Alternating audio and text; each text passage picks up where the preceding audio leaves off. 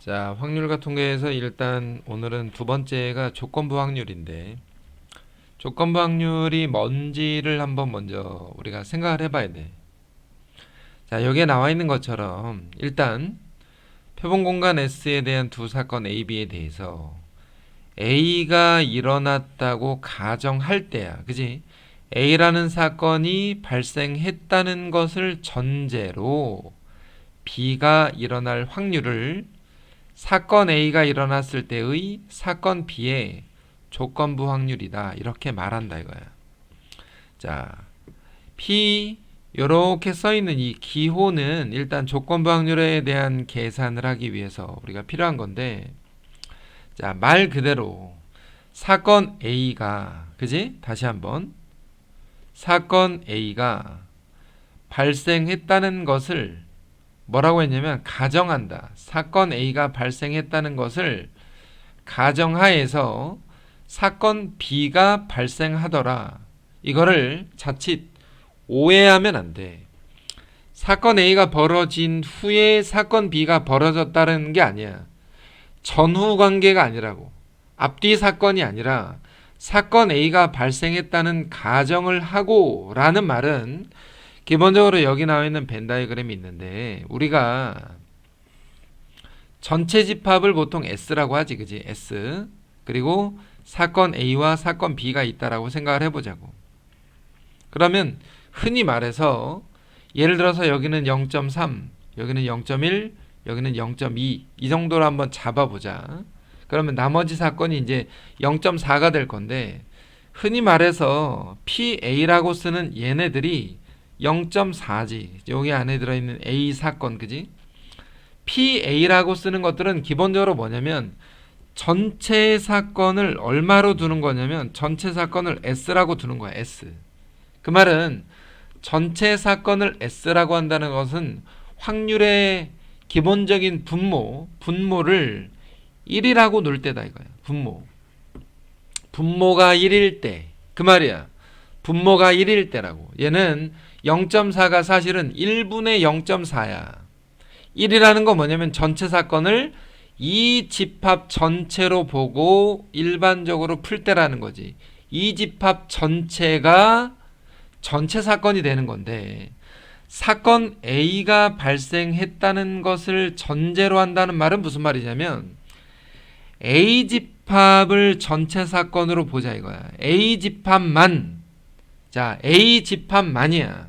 그러니까 전체 사건을 A로 한다는 말은 무슨 말이냐면 S라는 이 전체 집합을 A라는 집합으로 축소시킨 전체 사건을 A라고 말하는 사건, 이거를 조건부 확률이라고 얘기하는 거야. 원래는 전체 사건이 S인데 A를 전체 사건으로 보자 라는 말이 A를 조건부로 한다라는 거야. A가 발생했다라는 것을 전제 조건으로 하겠다. 그래서 전체 사건을 A 집합이라고 가정할 때, 그 말이야. 전체 사건을 A 집합이라고 가정할 때, 자, 이렇게 쓴다는 건 어떤 말이냐? 전체 사건을 A 집합이라고 가정할 때, 그러니까 분모에 들어가는 게 A 집합 0.4가 되는 거고, 그 중에 B가 차지하고 있는 비율, B 집합은 0.1만큼 차지하고 있으니까 이렇게 나타내는 것을 기본적으로 조건부 확률이라고 말한다 이거야.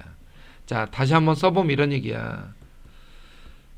전체 사건을 뭐라고 한다고?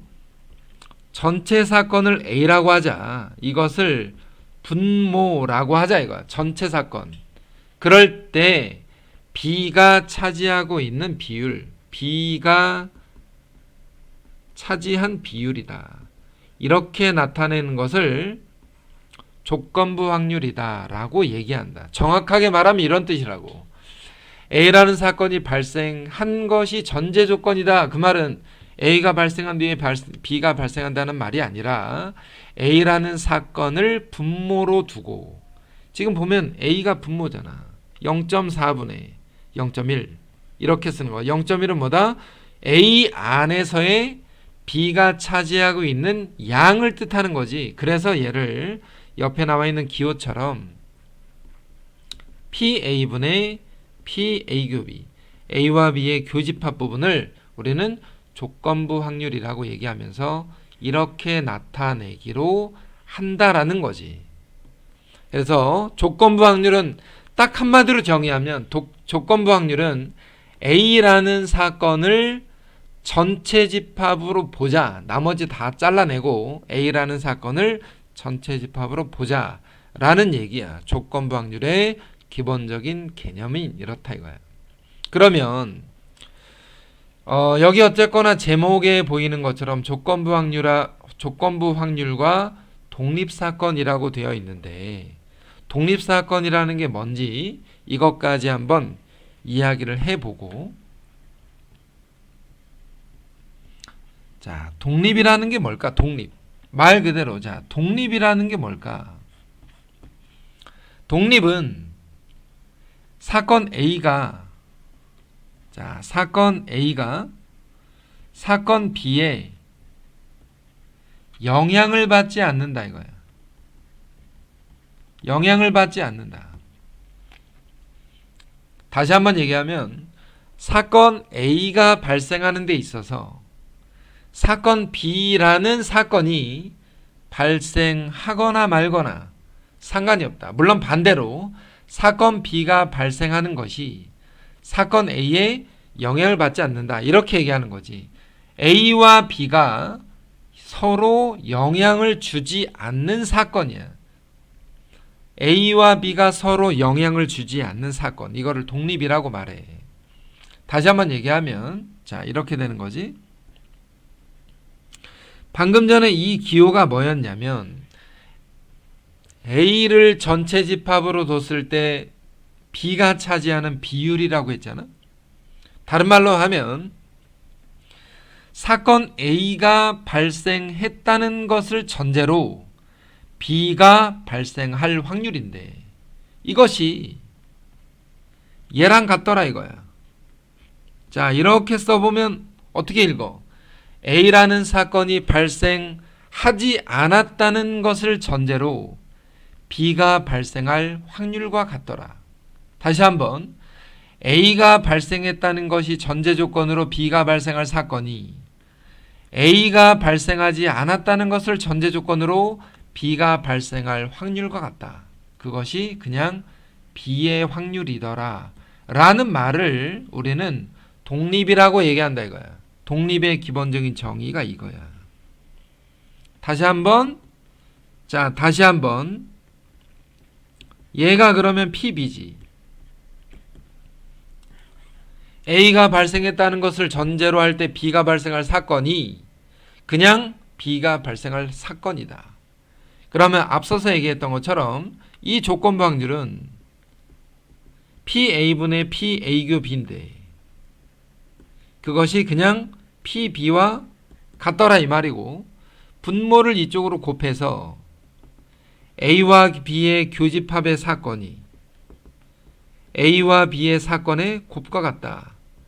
자, 이것을 우리는 독립의 기본적인 수학적 계산법, 수학적 정의, 수학적 계산법이라고 한다. 독립이라는 건 뭐냐? 교집합의 사건이 각각의 사건의 곱과 같은 사건, 이것을 우리는 독립사건이라고 얘기하는 거야. A와 B가 서로 영향을 주지 않으니까 A와 B가 동시에 발생할 사건이라는 건 A가 발생할 사건과 B가 발생할 사건의 곱과 같다 라고 한다. 이거 독립사건. 그러면 자, 독립사건이라는 말이 나왔기 때문에 그에 반대되는 사건, 종속사건이라는 건 뭐냐? 그러면 서로 반대 개념이야. 종속사건. 종속사건은 서로 영향을 주는 사건이지. 자, 서로 영향을 주는 사건이야. 그래서 우리가 어떤 사건이라는 것을 그림으로 그렸을 때 이 중에 일부분은 종속사건이고 이 중에 나머지는 독립사건에 해당된다 이거야. 자, 종속사건과 독립사건, 종속사건과 독립사건은 서로 반대 개념이기 때문에 서로 겹치는 부분이 없고, 종속사건 안에 배반사건을 우리는 부분집합으로 하는 거야. 배반사건은 종속사건에 속하고, 종속사건과 독립사건은 서로 이렇게 나뉘어져 있다. 교집합이 없는 사건이야. 그러면 하나 더, A와 B가 서로 독립이면 우리는 A와 B의 여사건도 독립이고, A의 여사건과 B도 독립이고, A의 여사건과 B의 여사건들도 서로 모두 독립이 되는 거야. 그러니까 A와 B에 관련된 모든 사건들은 전부 다 독립사건이 된다라고 생각할 수가 있다. 독립사건과 종속사건에 대한 기본적인 예제, 기본적인 생각, 그리고 독립사건을 무엇이라고 하는 거냐? 교집합의 사건이 두 사건의 곱과 같다면 A와 B를 우리는 독립이라고 말한다. 조금 더 자세하게 사실은 얘기를 해줘야 되는데, 이 독립사건을 처음 듣는 학생들은 아마도 좀 헷갈릴 것 같다. 왜 두 사건의 곱을 교집합과 같다고 하면 독립일지를 사실 잘 모를 수 있어. 지금 이 내용도 조금 헷갈릴 수 있어. 그래서 조금 더 심화적인 이야기는 지금 당장 할 수가 없다는 것을 좀 이해해주고, 혹시라도 여기서 갑자기 배반 사건이 나와서 배반 사건이 뭔지 갑자기 헷갈리는 학생들은 이렇게 생각하면 돼. 배반 사건이라는 것은 교집합의 사건이 0인 사건을 우리는 배반 사건이라고 앞에서 이미 개념 정리를 한번 한 적이 있는데, 독립사건과 종속사건에 대한 이해를 좀 해두고, 또 하나 조건부 확률이라는 것이 무엇인지를 정확하게 판단하고 그 다음에 문제에 어떻게 적용할지를 좀 고민해 보면 좋겠다 이거야.